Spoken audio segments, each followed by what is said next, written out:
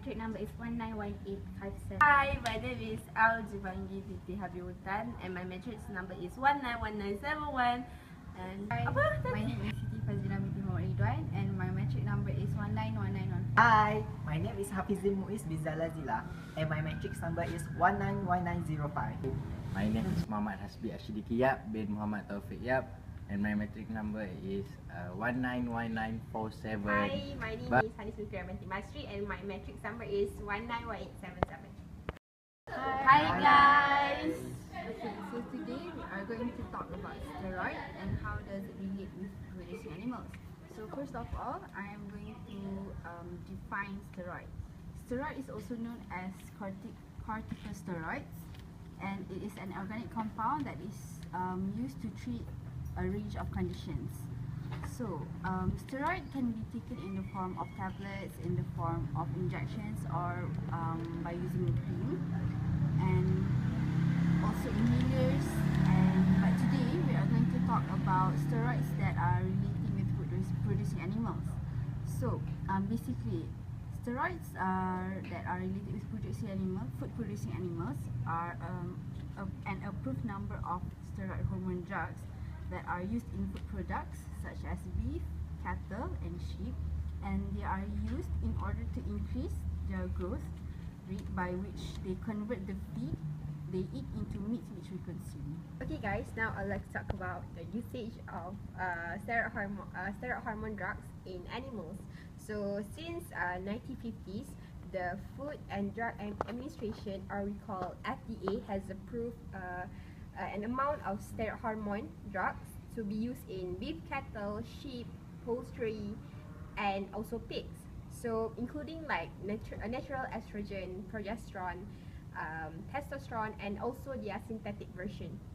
So this hormone actually increase the animal's growth rate and their efficiency, which they convert the feeds they eat into meat, or we call FCE, the food conversion efficiency. Okay, so but only approved drugs is being used in these animals because after a lot of studies, FDA approved drugs that the study shows that only like approved drugs is safe for human consumption and will not be harmful for the animals or the environment. Okay, so FDA also have a website which called the information summary that summarizes the information that FDA used to determine whether the hormone is safe for human consumption and whether the product is effective. Okay, so the steroid hormone drugs are formulated as pellets or implants that are placed under the skin on the back side of the animal's ear. Okay, so the implants will slowly dissolve and not require any removal. And the ears will be discarded at slaughter because it's not safe for us to consume. Okay, so and this meat is actually safe for human consumption.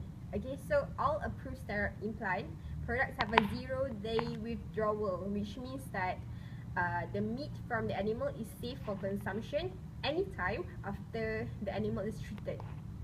Okay, so actually steroid hormone can't be used in dairy cattle because dairy cattle doesn't need to be fattened or to be like we only need their milk, not their meat. So that's all. So now I'm gonna talk about the economic implications of the use of hormones in animal production.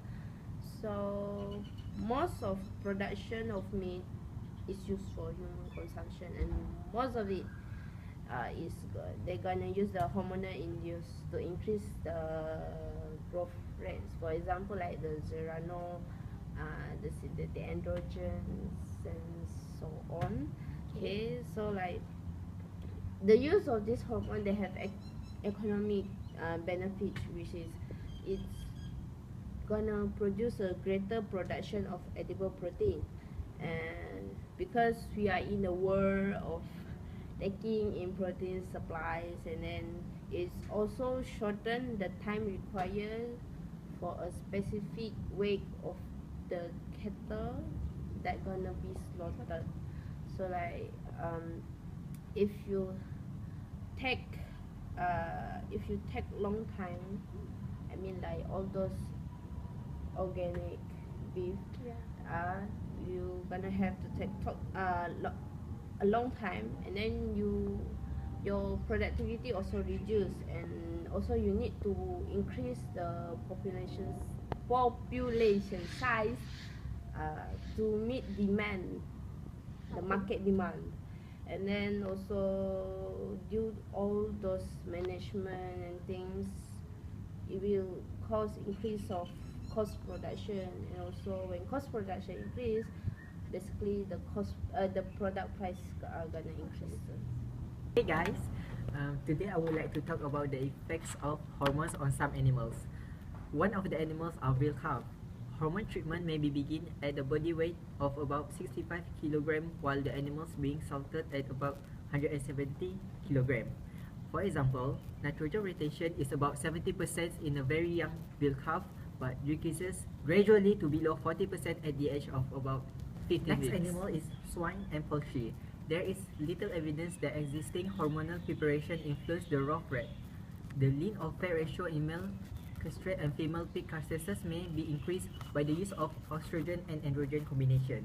Furthermore, in sheep, trials have mainly concerned whether lambs and positive effects of hormonal treatment have been reported, although other reports have been indicated that zeranol yields no significant effects. The result is sheep thus far do not warrant the same clear-cut conclusion as the steers and herbicides have mostly been based on the use of androgen. Although estrogen have been tested on some time, zeranol has been reported to increase gain. In addition, in bulls, the number of trials with bulls is limited. In other studies, no effect on gain has been recorded. Lastly, in steers, the average response to zeranol implants alone was an increase in daily gain of 0.5 kg. Hormone preparations have also been tested in combination with promoting pyruvic acid formation in the rumen. Disease control is an important thing in animal production in steroid hormone. So disease control can avoid from loss of production in one company or in one estate. So investment in disease control is an important thing aspect for this work. And then investment of disease control holds a great promise for future augmentation of animal protein production. And then to safeguard all the against disease all the animal, we should vaccinate against respiratory and gastrointestinal disease, and treated for worms and ectoparasite. And then during an outbreak, usually all the veterinary will vaccinate all the animal with all the vaccination, such as the respiratory and gastrointestinal, and then before the outbreak, they will cleaning contamination from clothes before leaving an animal areas, and clean disinfecting boots before leaving animal areas to avoid bringing out all the disease from the farm to the area, the urban area. That's all from me.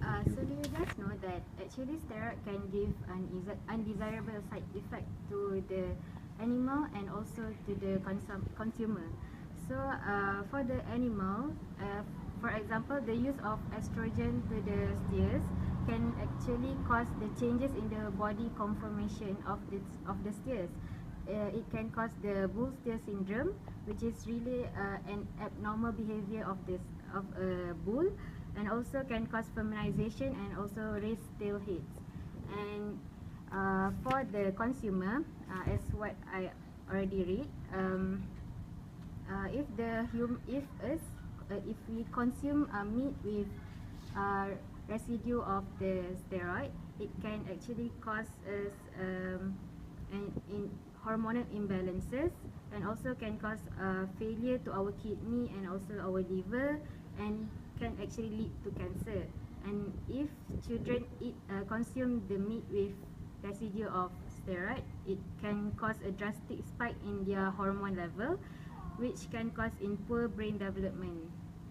And so, as a consumer, we have to check the label of the product we bought at the store, which we have to look for the product with labels that state there are no antibiotics or additional hormone in it. So, in conclusion, steroid can be beneficial for animal production, but must be used at a safe level in the animals. But for the humans, there will be a long-term effect which can affect our health. Okay, so that's why they need a period of time before, the period of time after they apply the hormone, or they inject the hormone before they slaughtered. So to prevent residue of hormones or excess steroid on the meat. Yeah, I totally agree with you. That's all from us. Thank you. Bye.